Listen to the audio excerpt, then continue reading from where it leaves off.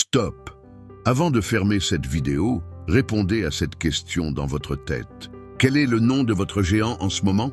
Est-ce la dette, la maladie, le chômage, la dépression, un mariage brisé?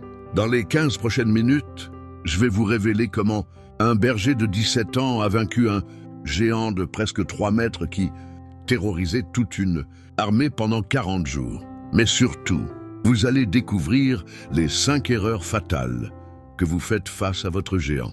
Des erreurs qui vous maintiennent en échec. Et à la minute 12, je vais vous donner la phrase exacte que David a prononcée. La phrase qui a fait tomber Goliath avant, même qu'il lance la pierre. Cette phrase va changer votre vie, littéralement. Restez jusqu'à la fin pour la prière de délivrance. Beaucoup témoignent de percées immédiates. Vous êtes prêts? Allons-y. Imaginez la scène. Vallée d'Éla, 2 armées face à face. Israël d'un côté, les Philistins de l'autre. Mais personne ne bouge depuis 40 jours. Et pourquoi?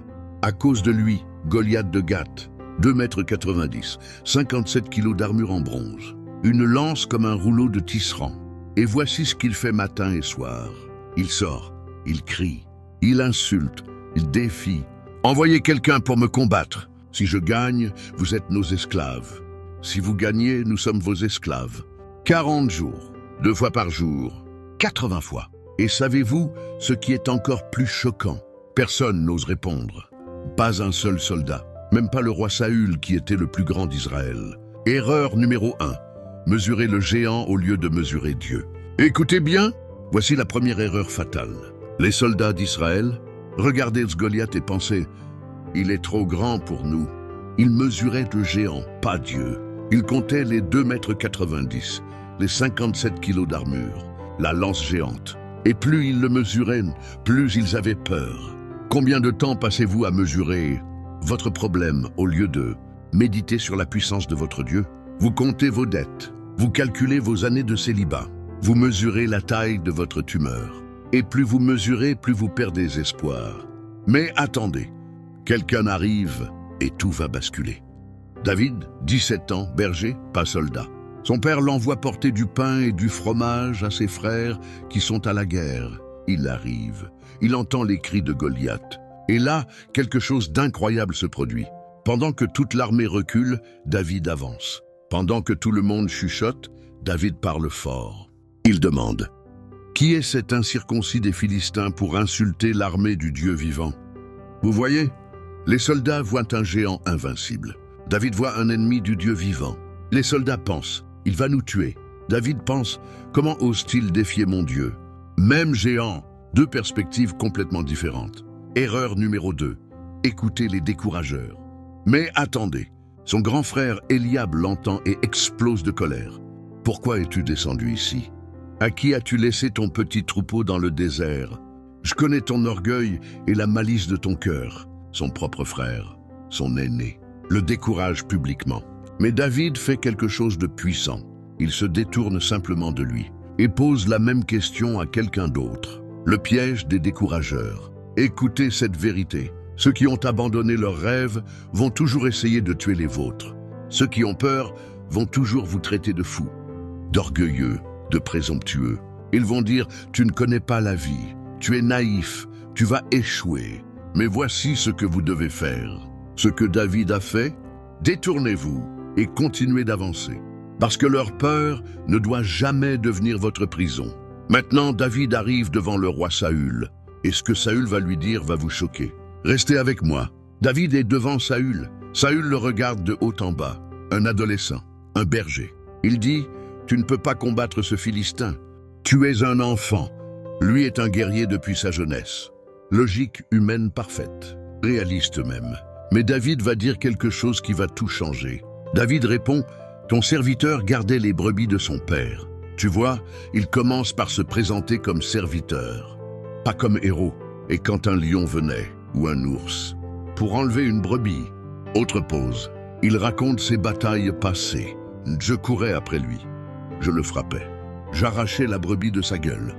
Il donne des détails précis. Pas des généralités. S'il se dressait contre moi, je le saisissais par la gorge. Je le frappais. Je le tuais. Action, résultat, victoire. Puis il dit la phrase clé. l'Éternel qui m'a délivré, de la griffe du lion et de la patte de l'ours me délivrera aussi, de la main de ce Philistin. Erreur numéro 3, oubliez vos victoires passées. Vous voyez ce que David fait? Il transforme son témoignage passé en arme présente. Il ne parle pas de ce qu'il espère. Il parle de ce que Dieu a déjà fait. Et voici l'erreur que vous faites. Face à un nouveau géant, vous oubliez les lions et les ours que Dieu vous a déjà permis de vaincre. Vous oubliez comment il vous a sorti de la dette la dernière fois. Vous oubliez comment il a guéri votre corps. Vous oubliez comment il a restauré votre mariage. Et vous affrontez le nouveau défi comme si c'était votre première bataille. Non, réveillez votre mémoire. Dieu l'a fait avant, il le refera. Saül essaie d'équiper David. Casque de bronze, cuirasse, épée, David essaye. Il ne peut même pas marcher. Il dit, je ne peux pas combattre avec cela. Je n'y suis pas habitué. Il enlève tout. Erreur numéro 4, utilisez les armes des autres. 4e erreur fatale. Vous essayez de vaincre votre géant avec les méthodes des autres. Vous copiez le style de prière d'un autre, la stratégie d'un autre, le parcours d'un autre. Mais Dieu ne vous a pas équipé comme les autres. Ce qui marche pour eux ne marchera pas forcément pour vous. David prend ce qu'il connaît, son bâton, sa fronde, 5 pierres lisses du torrent. Des armes ridicules face à un géant. Mais ce sont ses armes, celles qu'il maîtrise. Maintenant vient le moment de la confrontation. Ce qui va se passer va vous donner des frissons. Ne bougez pas. David marche vers Goliath. Le géant le voit. Il est outragé. Insulté même? Suis-je un chien pour que tu viennes à moi avec un bâton? Il maudit David. Il insulte ses dieux. Viens et je donnerai ta chair aux oiseaux du ciel et aux bêtes des champs. La foule retient son souffle. Et là, David ouvre la bouche. Écoutez chaque mot de cette déclaration. Tu marches contre moi avec l'épée, la lance et le javelot? Il reconnaît les armes physiques de l'ennemi. Moi je marche contre toi au nom de l'Éternel des armées, du Dieu de l'armée d'Israël que tu as insulté. Il identifie son arme, le nom de Dieu. Aujourd'hui l'Éternel te livrera entre mes mains. Il déclare la victoire avant le combat. Je te frapperai et je t'ôterai la tête. Précision prophétique. Toute la terre saura qu'Israël a un Dieu. Le but n'est pas personnel. C'est pour la gloire de Dieu. Et toute cette multitude saura que ce n'est ni par l'épée ni par la lance que l'Éternel sauve. Il révèle le principe spirituel. Car la victoire appartient à l'Éternel. Voilà, la phrase finale, la clé. Erreur numéro 5, combattre en silence. 5e et dernière erreur fatale. Vous combattez votre géante en silence. Vous gardez vos peurs dans votre tête, vos doutes dans votre cœur. Mais David déclare sa victoire à haute voix. Il prophétise sur son géant avant de lancer la pierre. Vos paroles ont un pouvoir. Arrêtez de dire « je ne sais pas comment je vais m'en sortir ». Commencez à dire « l'Éternel me livrera ce géant aujourd'hui ». David court vers Goliath. Oui, il court vers son géant. Il ne recule pas. Il met la main dans sa besace, prend une pierre, la place dans sa fronde.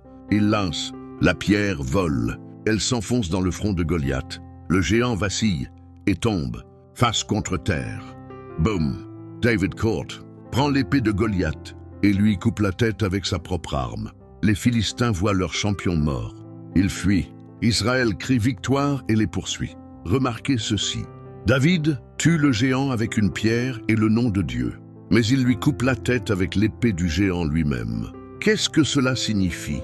Les armes que l'ennemi utilisait contre vous vont devenir vos propres armes de victoire. La dette qui vous écrasait va financer votre destinée. La maladie que vous avez vaincue va devenir votre témoignage de guérison. L'échec qui vous humiliait va devenir votre plateforme de gloire. Avant la prière, récapitulons les 5 erreurs fatales à éviter. Erreur 1. Mesurez votre géant au lieu de mesurer votre Dieu. Arrêtez de compter les problèmes. Comptez les promesses. Erreur 2. Écoutez les décourageurs. Détournez-vous des voix négatives, même si elles viennent de votre famille. Erreur 3. Oubliez vos victoires passées. Rappelez-vous ce que Dieu a déjà fait. C'est votre arme aujourd'hui. Erreur 4. Utilisez les armes des autres. Dieu vous a équipé spécifiquement pour votre combat. Utilisez ce que vous avez. Erreur 5. Combattre en silence. Déclarez votre victoire à haute voix. Prophétisez sur votre géant avant de combattre. Et rappelez-vous la phrase de David, « La victoire appartient à l'Éternel ». Pas à votre force, pas à votre intelligence, à l'Éternel. Votre géant va tomber. Maintenant, prions. Fermez les yeux où que vous soyez. Posez une main sur votre cœur. Si vous êtes au lit, asseyez-vous. Cette prière nécessite votre engagement total. Père céleste, au nom tout-puissant de Jésus-Christ de Nazareth, je viens devant ton trône avec chaque personne qui écoute en ce moment. Père, tu vois le géant qui se dresse devant nous. Tu connais son nom, tu connais sa taille, tu connais combien de temps il nous défie. Mais aujourd'hui, nous déclarons comme David, « Qui es-tu pour défier l'armée du Dieu vivant ?» Au nom de Jésus, nous rejetons l'esprit de peur, nous rejetons l'esprit de découragement. Nous rejetons toute parole négative prononcée contre nous. Père, nous nous souvenons de nos victoires passées, des lions et des ours que tu nous as permis de vaincre. Et nous disons, tu l'as fait avant, tu le referas. Maintenant, nous déclarons sur chaque géant, dette, tu dois tomber. Au nom de Jésus. Maladie, tu dois tomber. Au nom de Jésus. Chômage, tu dois tomber. Au nom de Jésus. Dépression, tu dois tomber. Au nom de Jésus. Stérilité, tu dois tomber. Au nom de Jésus. Nous prophétisons sur nos géants. Ils tomberont face contre terre dans les 7 prochains jours. Et leurs armes deviendront nos armes. Leur défaite deviendra notre témoignage. Car la victoire appartient à l'Éternel. Que chaque personne qui dit « Amen » reçoive maintenant son miracle de percée. Au nom puissant de Jésus-Christ, nous prions et nous déclarons « C'est fait, c'est scellé, c'est accompli. » Amen, Amen, Amen. Si vous recevez cette prière par la foi, tapez « Amen » dans les commentaires en ce moment même. Mieux encore, écrivez le nom de votre géant et le mot « tomber ». Par exemple, dette tombée, maladie tombée.